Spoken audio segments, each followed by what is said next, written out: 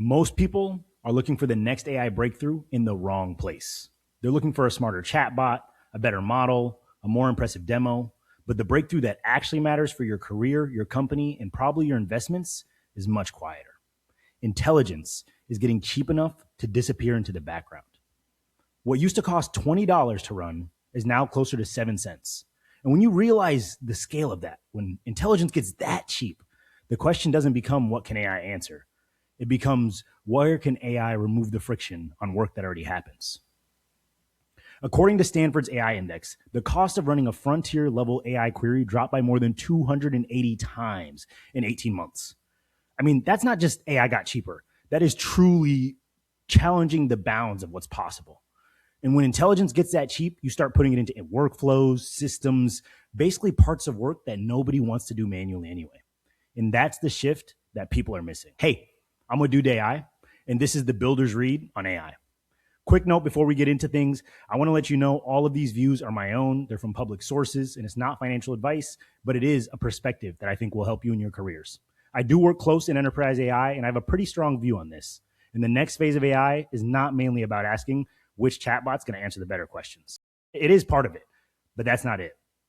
By the end of the video, you're going to have a simple test for spotting whether AI is going to actually create value instead of just adding another tool to the pile. And when you see that, you'll probably understand why the real AI winners aren't going to be the ones that are using AI the loudest. They'll be the people that know who and where exactly they can leverage AI to make it disappear. So let's look into the current kind of paradigm, right? The easiest thing that we know is not a sci-fi interface is that people today with spreadsheets, business systems, and everything else are sometimes struggling to actually make work move. You know, the conversation hasn't just been about the front door. You know, it's always just been about whether the model is better, or which chatbot is better, or which experience is better, which framework should I use? And all of that matters. But when you really distill this entire problem, you realize that it's not going to be about the prompt. It's going to be about the work and the context that already exists, the spreadsheet that's already there, the customer record that's already there, the approval path that's been used for centuries or weeks or months or even a decade for all we know. And that is what we need to spot next. And it's not as flashy, but it's much more valuable. So one way that I'm trying to think about this is really how these various things are going to consolidate over time. Satya talked about how applications can start consolidating, where email can feel like it used to be new and now it's the old news, and AI is kind of consolidating all these things. Cloud as a concept used to be a different technology category, but now it's just how enterprises work. It's where their data lives. And when you really think about the card stack, it's really that everything has turned into AI. We've really shifted into making sure we've brought in a consolidated ecosystem where work sits on top of really what we're doing, and the AI is kind of an omnipresent thing that's always working at all times. And that's why starting with the tool can't just be where you start with this problem space, right? Most teams are starting with, could I go to Claude? Should I go to Copilot? Should I go to Gemini? And I think that's like maybe the second question. But the first question is, where's work slowing down?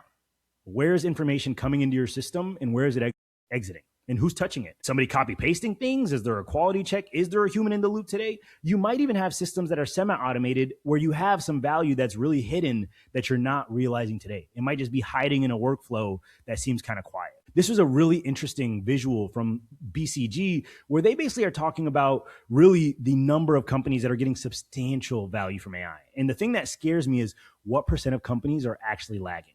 60%. And that lag is leading to a lot of different issues. A 3.5x slower path to patents, right? You're seeing these organizations, that 5%, having a 2.7x times return on investment compared to their peers.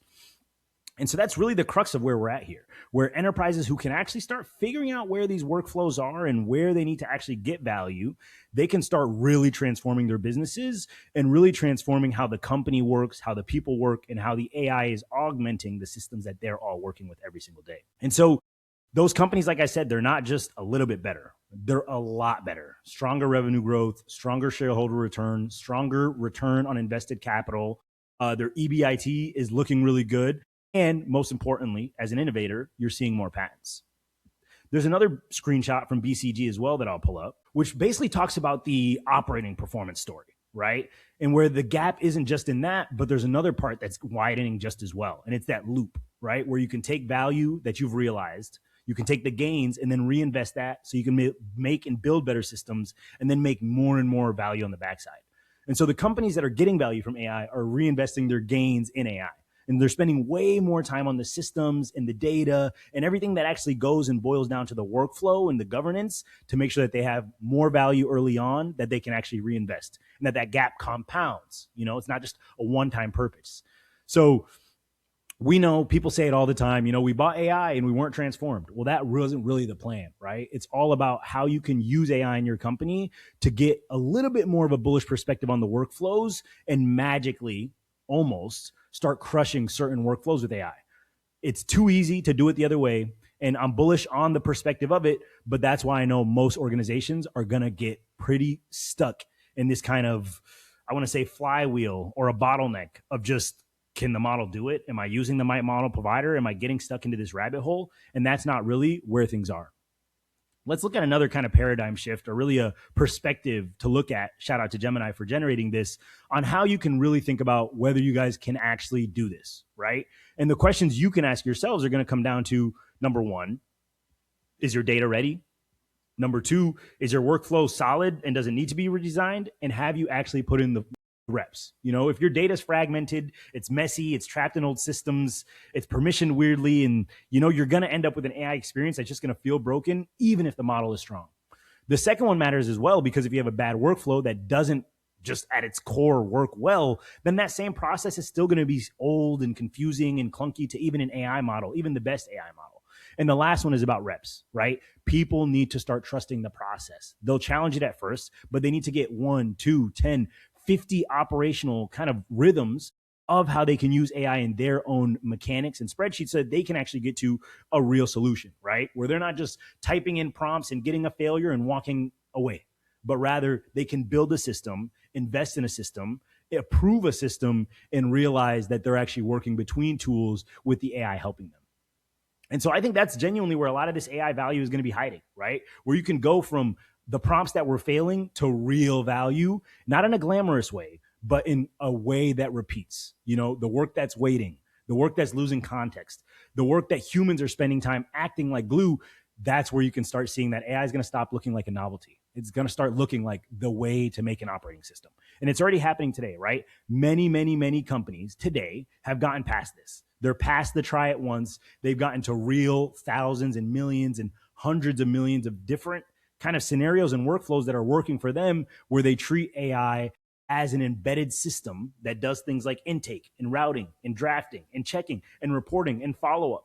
And all of these things don't look dramatic, but one workflow gets a little bit faster.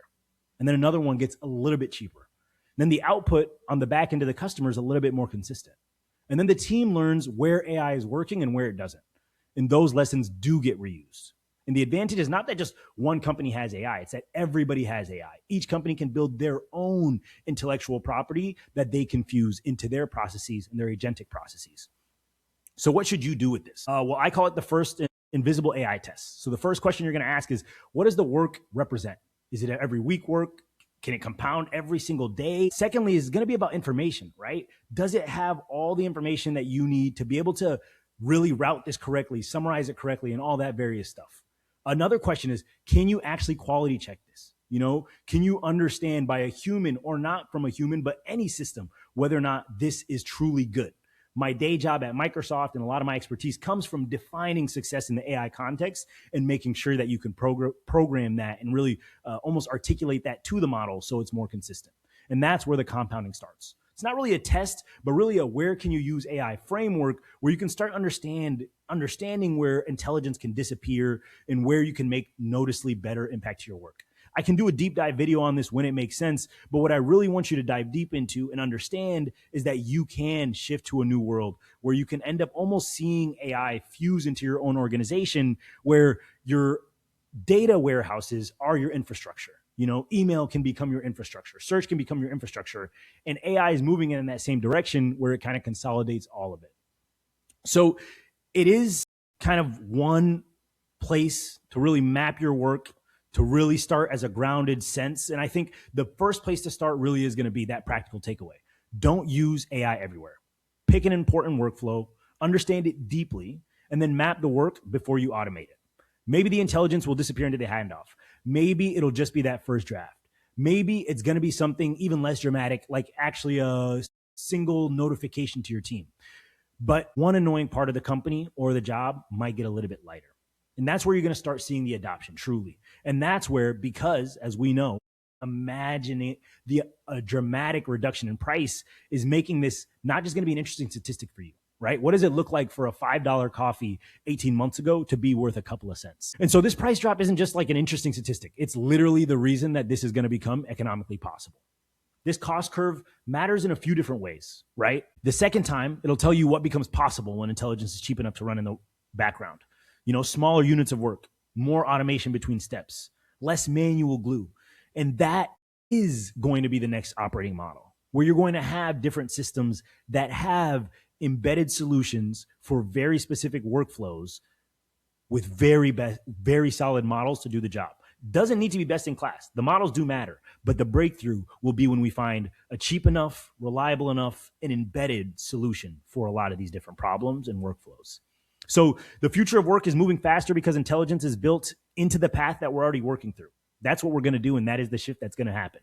And I think we're much closer to it than people realize. Once again, my name is Wadud Daoud. This is Wadud AI, and we'll be talking through really not the winners that are using AI the loudest, but the people who are going to make AI disappear. And if you want the builder's read on where AI is going and how you can protect yourself and your careers, don't forget to tune in on the next video. I'm Wadud, and I'll see you on the next one.